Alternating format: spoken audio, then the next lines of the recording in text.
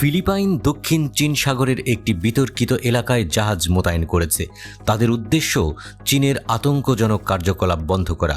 President Ferdinand Marcos জুনিয়রের office একটি বিবৃতিতে জানিয়েছে, টহল জাহাজ পশ্চিম ফিলিপাইন সাগরে এসকোডা শোলে একটি কৃত্রিম দ্বীপ তৈরিতে চীনের অবৈধ কার্যকলাপ পর্যবেক্ষণ করবে। দুই দেশের মধ্যে চলমান দ্বন্দ্বের মধ্যে সবশেষ ঘটনা এটা।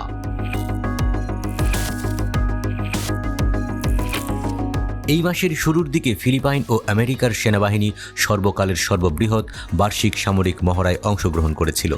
16,000-এরও বেশি সেনা এই মহড়ায় নিজেদের প্রস্তুত করেছে। জাপানের নেতৃত্বে বেশ ফরাসি ও অস্ট্রেলিয়ান বাহিনীকেও এই মহড়ায় দেখা যায়। এর আগে পশ্চিম ফিলিপাইন সাগরের বিতর্কিত দ্বীপগুলিতে, বিশেষ করে সেকেন্ড থামস শোল এবং বাসি চ্যানেলে ফিলিপাইন ও চীনের মধ্যে বেশ কয়েকটি সংঘর্ষ হয়েছে। ফিলিপাইনের সরকারি এবং বেসরকারি জাহাজগুলি প্রায়শই চীন কোস্টগার্ড এবং সামুদ্রিক মিলিশিয়াদের সাথে বিপজ্জনক সংঘর্ষে জড়িত থাকে। এই অঞ্চলে তেল, গ্যাস এবং মাছ ধরার প্রচুর উৎস।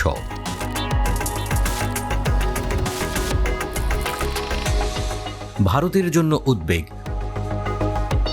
2022 সালের জানুয়ারিতে ফিলিপাইন ভারতের সাথে $375 মিলিয়ন একটি চুক্তি স্বাক্ষর করে এবং ফিলিপাইনের কাছে ব্রহ্মস সুপারসনিক ক্রুজ মিসাইল বিক্রি করে।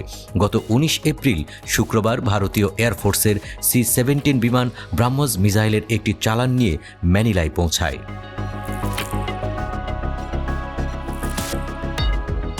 ভারতের প্রতিরক্ষা ও কৌশলগত অবস্থানে এক বড় অর্জন হিসেবে দেখা হয় এই ঘটনাকে। দক্ষিণ চীন সাগরে ঘন ঘন সংঘর্ষে ফিলিপাইন চীনের মধ্যে উত্তেজনা চরমে থাকার সময় ভারত এই ক্ষেপণাস্ত্র পাঠায় ফিলিপাইনে। ফিলিপাইন নিরাপত্তার জন্য ব্রাহ্মস ক্ষেপণাস্ত্র ব্যবহার 3টি ব্যাটারি উপকূলীয় এলাকায় মোতায়েন করবে। ভারত ও রাশিয়ার যৌথ উদ্যোগে এই ক্ষেপণাস্ত্র তৈরি হয়েছে। ভারতের প্রতিরক্ষা গবেষণা ও উন্নয়ন সংস্থা এবং রাশিয়ান ফেডারেশনের NPO মাসিনো স্ট্রোয়েনিয়ার সমন্বয়ে একটি যৌথ উদ্যোগ। একে বিশ্বের সবচেয়ে সফল ক্ষেপণাস্ত্র কর্মসূচিগুলোর মধ্যে একটি বলে মনে করা হয়। ব্রাহ্মস বিশ্বব্যাপী সর্বাগ্রে এবং দ্রুততম নির্ভুল হামলায় সক্ষম অস্ত্র হিসেবে স্বীকৃত।